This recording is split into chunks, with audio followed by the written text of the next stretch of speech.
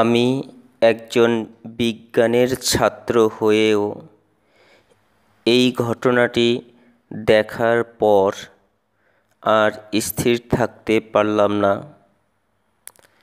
এটা একটি মর্মান্তিক ঘটনা। শুধু আমি নই, যে কেউ এই ঘটনাটি দেখার পর আর স্থির থাকতে পারবে না। এই ঘটনাটা দেখার পর আমার একটা কবির ভাষায় দুটা বাক্য মনে পড়ল।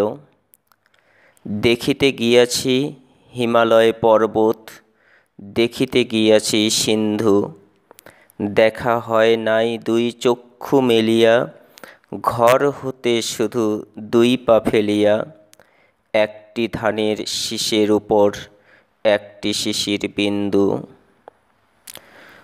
কবি কত সুন্দর বাক্য তুলে ধরেছেন ওনার ভাষায়।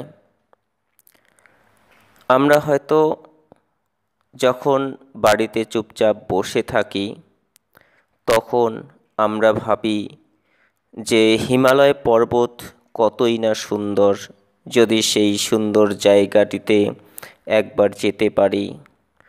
আমরা অনেক সময় ভাবি সিন্ধু নদ কত সুন্দর, যদি সেখানে গিয়ে একবার দেখতে পারি।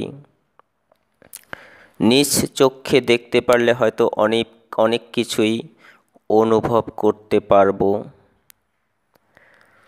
কিন্তু আমরা নিজের ঘরের পাশে দুই পা ফেলে, অর্থাৎ ঘরের দরজা থেকে বের হয়ে দুই পা ফেলেই যদি দেখি যে একটি ধানের উপরে একটি শিশির বিন্দু কত উজ্জ্বল নক্ষত্রের মতো জ্বলজ্বল করছে, তাহলে আমরা অনেক কিছুই অনুভব করতে পারি।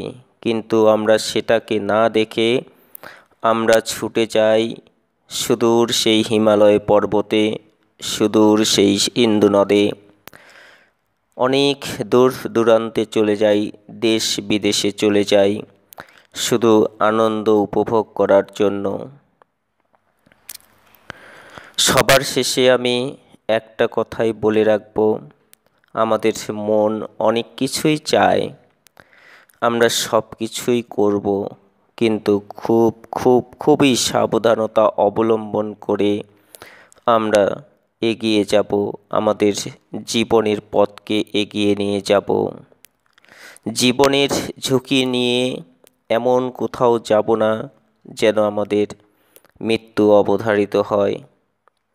এই যে একটা ফ্যামিলি, 7 জন মানুষ ঝর্ণার জলে ভেসে গেল, দেখে কত কষ্ট হচ্ছে, কত দুঃখ হচ্ছে, কিন্তু করার কিছু নেই। পাশেই অনেক মানুষ ছিল, কিন্তু কেউ ধরে রাখতে পারল না। সকলেই ভালো থাকবেন, সুস্থ থাকবেন, সঠিকভাবে চলবে।